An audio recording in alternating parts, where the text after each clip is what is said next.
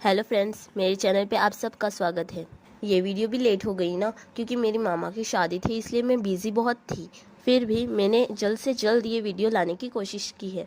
अगर आपको ये वीडियो अच्छी लगे तो लाइक, शेयर और सब्सक्राइब ज़रूर करना, और कमेंट भी हो सके तो करना। ओके, चलो स्टार्ट करते हैं वीडियो को। तो पहले के पार्ट की लास्ट की एंडिंग में हमने देखा था, ग्रैंड ड्यूक ने ल्यूक से पूछा था ये क्या है। ल्यूक ने उन्हें बताया था कि लेडी टुलेरिया ने आपको ये देने के लिए बोला था।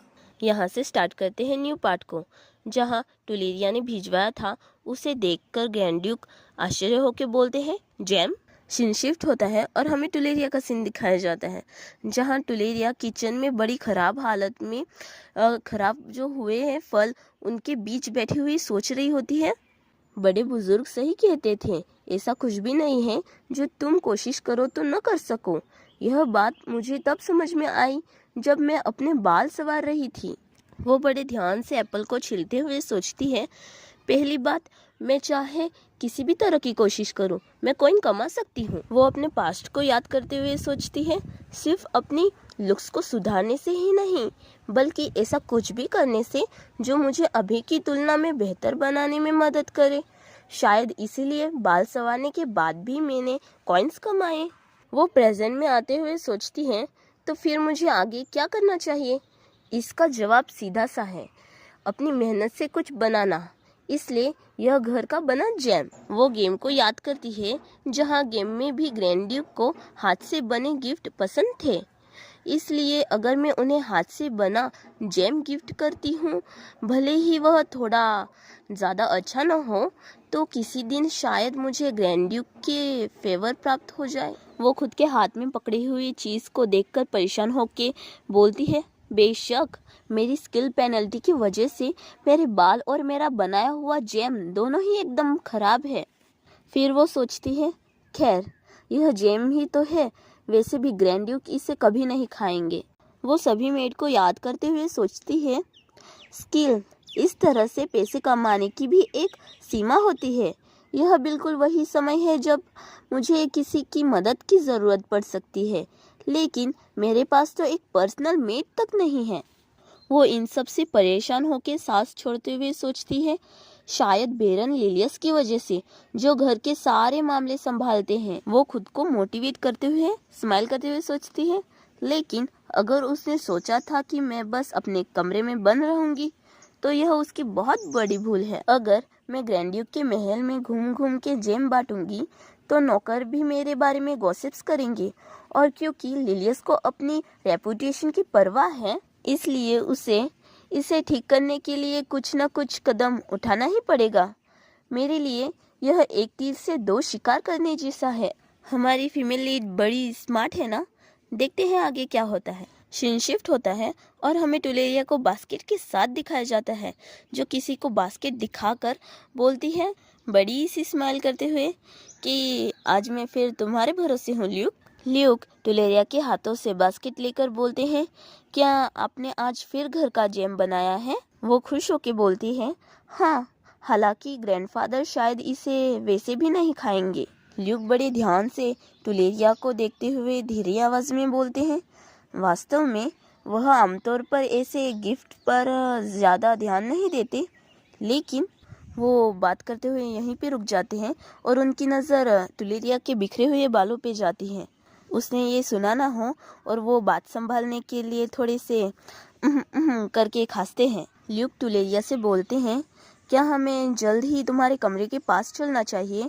मीटिंग ख़त्म ही हो रही है और लोग आसपास घूमने लगे हैं। वो खुश होकर बोलती है, ठीक है, मैं वापस जाती हूँ। वो कमरे की ओर वापस जाते हुए ल्यूक को खुश होकर बोलती है, थैंक यू ल्यूक। और ल्यूक उसे हाँ के तौर पे वो करता है और टुलेरिया जाते हुए स्माइल करती है, और उसी के पीछे सभी सर्वेंट्स भी थे, जो टुलेरिया को जाते हुए देखकर उसके बारे में बात कर रहे होते हैं। और उनमें से एक मेड बोलती है, क्या तुमने लेडी टुलेरिया के बाल देखे थे? और दूसरी मेड बोलती है, मैंने देखे थे, वे पूरी तरह से धमाके, मतलब यानी बहुत ज़्यादा बिखरे हुए और उलझे हुए जैसे दिख रहे थे। उनमें से पहली वाली मेड फिर से बोलती है कि क्या बेरोन लिलियस ने सच में उसे कोई मेड नहीं दी? दूसरी वाली मेड बोलती है, शायद ये रूमर सच है। पहली वाली मेड बोलती है, कौन सी रूमर? दूसरी मेड बोलती है, यही कि बेरोन लिलियस मन ही मन अपने बड़े भाई से जलता है। पहली मेड बोलती है, क्या? और दूसरी मेड बोलती है, और इसीलिए वह अपनी नीस को परेशान करता है। उनकी ये सब बातें कोई छुप के सुन रहा होता है, और वो एक मेड होती है जो कोने में खड़ी हुई ये सब बातें बड़े ध्यान से सुन रही होती है। वो दूसरी मेड फिर से बोलती है, मैं तुम्हें बता रही हूँ, यह सच है। क्या तुमने लेडी टुलेरिया के यहाँ आने के बाद से किसी सर्वेंट को उनके कमरे में जाते हुए देखा है? पहली मेड बोलती है, अब जब तुमने जिक्र किया है, सीन शिफ्ट होता है और हमें उस मेड का पूरा चेहरा दिखाया जाता है और वो बहुत डेंजरस लग रही होती है। वो पास्ट की बातें याद करती है जहाँ एक लेडी बोल रही है गुस्से में, टुलेरिया, और वो बोलती है, हमारा टेड्रिक, हाँ, हमने उस बिना माँ की बच्ची को सहारा दिया और उसे पाला पोसा, और अब उसकी इतनी हिम्मत कि वह अपनी औकात भूल जाए। वही मेड उसके सामने झुकी हुई होती है। उस लेडी का हमें पूरा चेहरा दिखाया जाता है और वो बड़े खतरनाक अंदाज में बोल रही होती है उस मेड को, यह बिल्कुल बर्दाश्त के बाहर है, जाओ और उसे एक सबक सिखाओ, बस उतना ही जिससे उसे अपनी हैसियत याद आ जाए। अभी हमें उस लेडी का नाम पता चलता है, उसका नाम है ओब्रे फ्रेजियर और वो बेरोन लिलियस की वाइफ है। इसी वजह से वो अपने बेटे और अपने हस्बैंड के लिए उसको सबक सिखाना चाहती है, मतलब जो टुलेरिया है उसको। लिलियस की वाइफ फिर से बोलती है, अगर उसमें थोड़ी भी अक्ल होगी तो वह इशारा समझ जाएगी। वो मेड बोलती है, ये सब सुन के, यस मैडम। अभी प्रेजेंट का सीन दिखाया जाता है जहाँ वो मेड डरावनी सी स्माइल देते हुए बोलती है, बस थोड़ा रुको कमबख्त लड़की, मैं उस लॉर्ड लिलियस के नाम को बदनाम करने के लिए तुम्हें पछताने पे मजबूर कर दूंगी। सीन शिफ्ट होता है और रात हो गई होती है जहाँ हमें टुलेरिया के कमरे का सीन दिखाया जाता है। कमरे के बाहर से मेड बोलती है, डिनर का समय हो गया है लेडी टुलेरिया। टुलेरिया बहुत खुश होकर बोलती है, अंदर आ जाओ। हमें एक ब्यूटीफुल प्लेट में डिलीशियस डिनर दिखाया जाता है। उस खाने को देख के टुलेरिया बहुत ज़्यादा खुश होकर बोलती है, वाओ, ये बहुत ज़्यादा स्वादिष्ट लग रहा है। जिसने वो खाना लाया था उस मेड को टुलेरिया बोलती है, थैंक यू, मैं इसे मज़े से खाऊंगी। टुलेरिया उस मेड को खुश होकर देखते हुए सोचती है, अभी अभी योजना बनाई। ऐसा लगता है कि लिलियस दिखावे की परवाह करता है, उसने आखिरकार एक ढंग का खाना भेजा है। फ्रेंड्स, मैं बता दूं कि जो ये मेड है उसे उस लेडी मतलब कि लिलियस की वाइफ ने ही बोला है कि लेडी टुलेरिया को सबक सिखाओ। जब टुलेरिया खुश होकर वो सब सोच रही थी तब उस मेड के चेहरे पे कोई भी एक्सप्रेशन नहीं था। टुलेरिया खाने को खुद के मुंह के पास लाते हुए सोचती है, इस बार तो एक मेड भी आई है, अब मैं आखिरकार उससे अपने बाल ठीक करने के लिए कह सकती हूँ। उस खाने को खाने के बाद वो शॉक हो जाती है। उस खाने को देख के वो सोचती है, यह क्या है, क्या मैंने कुछ चबा लिया है? उस खाने को वो अपने मुंह से निकालती है और हाथ में देखती है तो वो सोचती है, यह क्या है, एक पत्थर? टुलेरिया को ऐसी हालत में देख के वो मेड स्माइल करती है। टुलेरिया जब उस मेड को तिरछी नजर से देखती है तो वो मेड हंस रही होती है और उस मेड को देखते हुए वो सोचती है, पक्का यह उस मेड की ही करतूत होगी, किसी के आदेश पर, या वह बस टुलेरिया से नफरत करती है। जो भी हो, ग्रैंड्यूक की एक लौती नीस के साथ ऐसा व्यवहार, क्या मुझे पता लगाना चाहिए कि यह किसने किया? वो ये सब सोच ही रही थी कि कोई बोलता है, क्या हुआ टुलेरिया?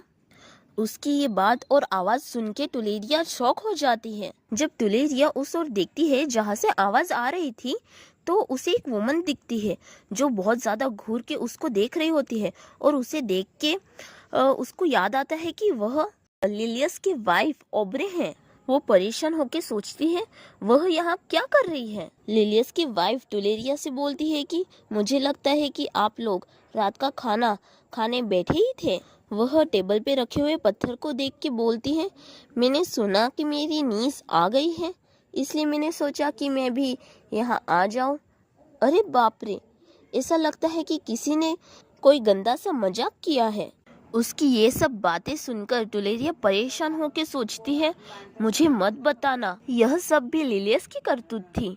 मुझे लगा था कि मैं सब कुछ संभाल सकती हूँ, तब भी जब मुझे भरपेट खाने के बजाय सिर्फ सेब दिए गए थे, जब मुझे एक भी नौकर के बिना अकेले छोड़ दिया गया था, और लिलियस चाहे जितने भी क्रूर थे, मुझे लगा था कि मैं इसे सह सकती हूँ। लेकिन यह सब सोच सोच के टुलेरिया बहुत ज़्यादा परेशान हो गई होती है। यह ज़रूरत से ज़्यादा ही दयनीय है। मैं अब उन्हें गंभीरता से ले भी नहीं सकती। वो ये सब सोच ही रही थी कि तभी लिलियस की वाइफ उसकी ओर आगे बढ़ते हुए चिल्ला के बोलती है, टुलेरिया। उसे ऐसा करते हुए देखकर टुलेरिया घबरा जाती है और वो सोचती है, यह क्या बकवास है, वह अब मेरे पास आ रही है।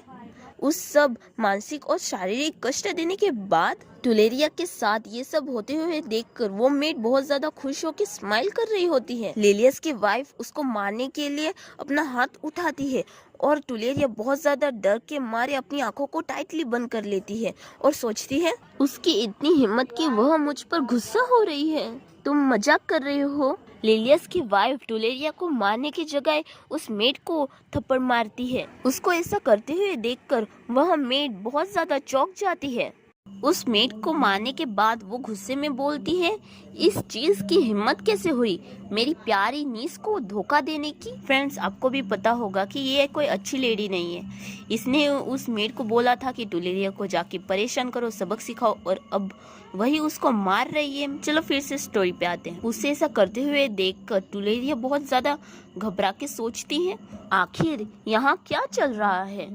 मुझे पूरा यकीन था कि वह मुझे ही दोषी देगी, पर वह ऐसा क्यों कर रही है। अभी हमें उस मेड और उस लेडी का सीन दिखाया जाता है, जहाँ थप्पड़ खाने के बाद वो उस लेडी के पैरों में गिरी होती है और वो दर्द के मारे गालों पे हाथ रख के वो उस लेडी की ओर देखकर घबराते हुए बोलती है, माय लेडी, मैं बस। लिलियस की वाइफ वो उस मेड को पूरा बोलने का मौका ही नहीं देती और जल्दी से बोलती है गुस्से में, तुम्हारी जुबान चलाने की हिम्मत कैसे हुई। वो बहुत ध्यान से टुलेरिया की ओर देखकर डरावनी वॉइस में उससे पूछती है, तुम बहुत डर गई होगी टुलेरिया।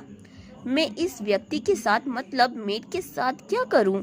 हमेशा की तरह तुम जो चाहोगी मैं वही करूंगी। उसकी ये बातें सुनकर वो बड़े ध्यान से सोचने लगती है, वह वही करेगी जो मैं चाहती हूँ क्या? वह अचानक इस तरह का व्यवहार क्यों कर रही है? वह इतनी दूर से केवल अपनी नीस का लाड प्यार से हालचाल लेने नहीं आई है, उसका जरूर कोई मकसद होगा। फ्रेंड्स, लिलियस की वाइफ बड़ी चालाक है। उसने उस मेड से टुलेरिया को परेशान भी किया और सबके सामने अच्छा बनने के लिए उस मेड को पनिश भी किया। आगे देखते हैं हमारी फीमेल लीड क्या करती है। उन दोनों को ध्यान से वो देखते हुए सोचती है, अभी के लिए मैं स्थिति को समझने की कोशिश करूंगी या यह देखूंगी कि आगे क्या होता है। वो बोलती है, क्योंकि आप घर को मैनेज करती हो इसलिए मैं यह फैसला आप पे छोड़ती हूँ। वो नरम आवाज के साथ सख्त चेतावनी दे रही थी कि भले ही वह आंटी को घर संभालने दे रही है, लेकिन मेरे दादाजी मतलब ग्रैंडफादर के दिए हुए खास रूम में कोई लड़ाई झगड़ा या मारपीट नहीं होनी चाहिए। उसकी ये बात सुनकर वो खुश होकर स्माइल करती है और उससे बोलती है, क्या ऐसी बात है? ठीक है फिर। वो गार्ड्स को चिल्ला के बोलती है, गार्ड्स, इस बदतमीज औरत को घसीटकर तहखाने में ले जाओ। वो दोनों मेड जल्दी से उनकी ओर आते हुए बोलती है, यस माय लेडी। टुलेरिया ये सब देखकर थोड़ी हैरान हो जाती है और सोचती है, तहखाना? मुझे पूरा यकीन है कि आंट ने ही उस मेड को यहाँ रखा था, तो फिर यह उसे इस तरह बाहर क्यों निकाल रही है? जब दोनों मेड उस मेड को पकड़ के ले जा रही थी, तब वो मेड रोते रोते चिल्ला के बोलती है, रुकिए एक पल माय लेडी, मैं तो बस वही कर रही थी जो आपने आदेश दिया था माय लेडी। वो ये सब उस आंट को बोल रही थी, मतलब लिलियस की वाइफ को। जब वो भी नहीं सुनती तो वो बोलती है, यंग लेडी, कृपया मेरी बात सुने, मुझे फंसाया गया है, कृपया मुझे बचाइए। वो जिसको यंग लेडी बोल रही थी वो टुलेरिया है। यहाँ पर इस पार्ट को खत्म करते हैं। आगे की स्टोरी बहुत इंटरेस्टिंग होने वाली है, तो आपको देखना है तो मेरे चैनल को जल्दी से सब्सक्राइब कर लेना, ताकि आपको जल्दी से ये वीडियो मिल सके जब भी मैं अपलोड करूँ। बैकग्राउंड से वॉइस बहुत आ रही थी ना, इसलिए सॉरी। इस वीडियो में कम से कम बैकग्राउंड की वॉइस आए, इसलिए मैंने बहुत ट्राई किया है। अगर आपको ये वीडियो पसंद आए तो लाइक, शेयर और सब्सक्राइब ज़रूर करना। और आपको नेक्स्ट पार्ट किस स्टोरी का चाहिए, तो वो भी मुझे कमेंट में ज़रूर बताना। ओके ठीक है, नेक्स्ट पार्ट में मिलते हैं। बाय।